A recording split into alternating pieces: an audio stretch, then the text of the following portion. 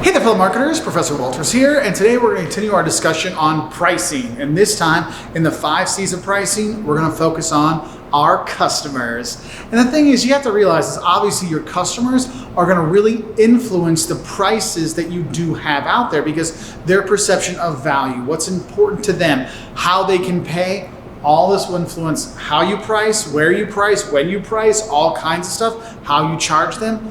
All these things need to be taken into consideration when we're setting our prices. Because our prices do affect our customers and their purchasing decisions, right? I mean, how many of you have been influenced by a 30% off or a buy one, get one free kind of pricing?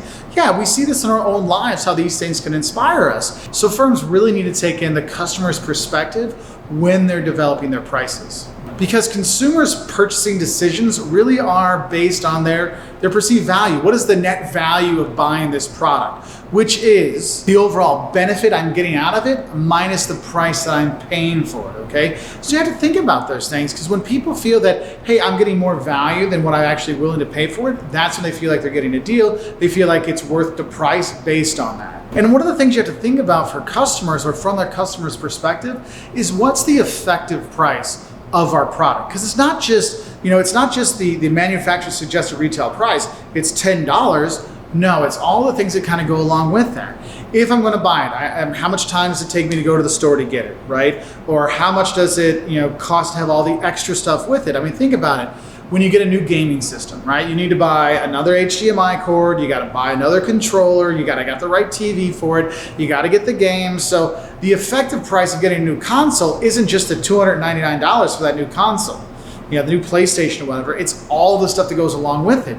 And so people take that in consideration. I know for me, my kids, they're like, we want an Xbox, we want a PlayStation, we want a Switch. I'm like, nah, you get one, okay? Because I'm not gonna have to buy 10 different versions of the game and 10 different TVs and 10 different stuff. No, focus on one because the effective price of having one gaming system and let the kids really focus on that is a lot cheaper than having multiple gaming systems and switching around. And the thing is you also have to think about in terms of shopping costs, it's not just driving to the store, but what about the time frame? Because if I have to go and shop during the day when the store is open, am I taking time off of work? What are the taxes like? Some cities, they'll have like a tax-free day when kids go and buy all their school supplies, so they don't have to pay the extra 7 to 15% sales tax, right? And so we kind of think about these things and how's that going to influence them. But also we have to look at, in terms of our customers, their ability to pay. One is, do they have the money for it, or do they have the means to pay for it, but also how they pay for it. Because I know, right now I have a problem. See this Pepsi machine behind me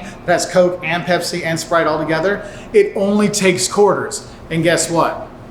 I've got credit cards, I've got cash, but I do not have any quarters, so I've got a problem. So it doesn't matter if I have the money, I can't pay because I don't have the quarters. I don't have the means to pay in this way. That's why what a lot of companies will look at is like, look, we'll find out all the ways people can pay, whether it's we'll take cash, we'll take a credit card. Yes, we'll even take American Express and Discover with the Visa and Chase, and we'll take Apple Pay, and we'll take Android Pay or Samsung Pay or whatever. We'll take all that stuff. The reason they do that is because they realize people, if they're gonna buy stuff, they gotta be able to pay in the way they wanna pay. But the thing you have to think about is if you do let them pay with credit cards, you might lose 2% or 3% in the sale, right? So you have to factor that into your pricing.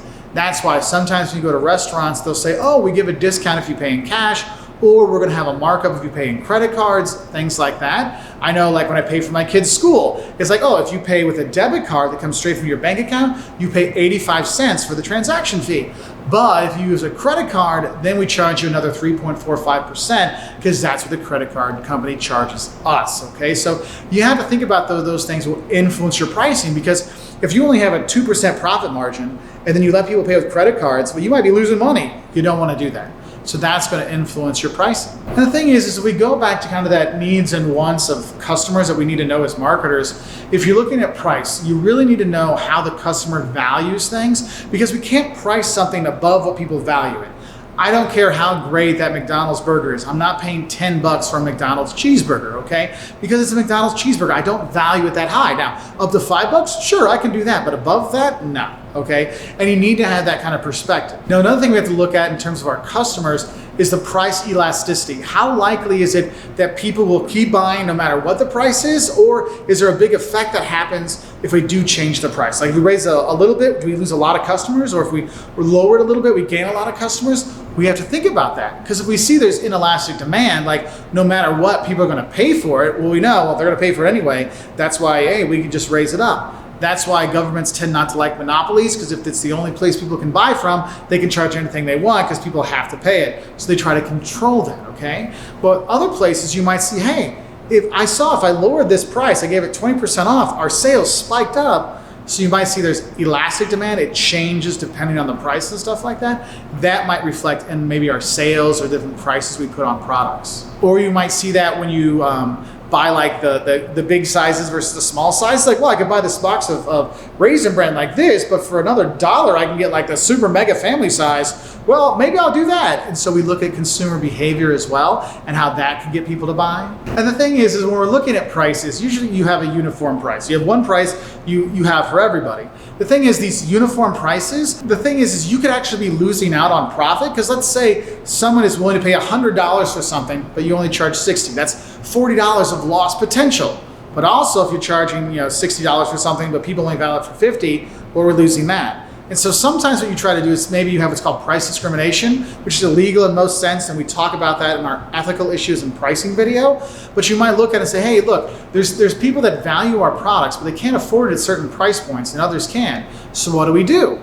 Well, you might see that at your local movie theater when they have the student discount. Yes, I know, like my kids come, like, look, they're kids. He's 12 and he's 7, or he's 6 and he's 5. I'm like, here's their ages, give me that discount so I can pay less. And so they do have these kind of things. So we see, look, maybe they don't go because, students don't have a lot of cash. You're paying for school, you pay for your books, all that kind of stuff. Like disposable income's not that much. So maybe going from $10 ticket to $6 ticket does get people into the movie theater. So like, hey, at least we're getting something. And so you kind of look at that, okay? Now, of course, we're getting the full price ticket from old farts like me, but at least for some other groups, you can get some discounts. And so then you're at least getting something in. So that's where uniform pricing can be troublesome, is if you have a price that not everyone can go to, but they could still make it. So that's why it's really important that you really look at your costs, which is another one of the C's, which we'll talk about in another video. So overall, really understand your customers and where they value things, because then it's going to be easier for you to price at a point that they find is a good value for them. And so that's something they're willing to pay for. So I hope this helps. And now I'm going to go search for some quarters so I can go get myself a drink because I'm parched. Bye.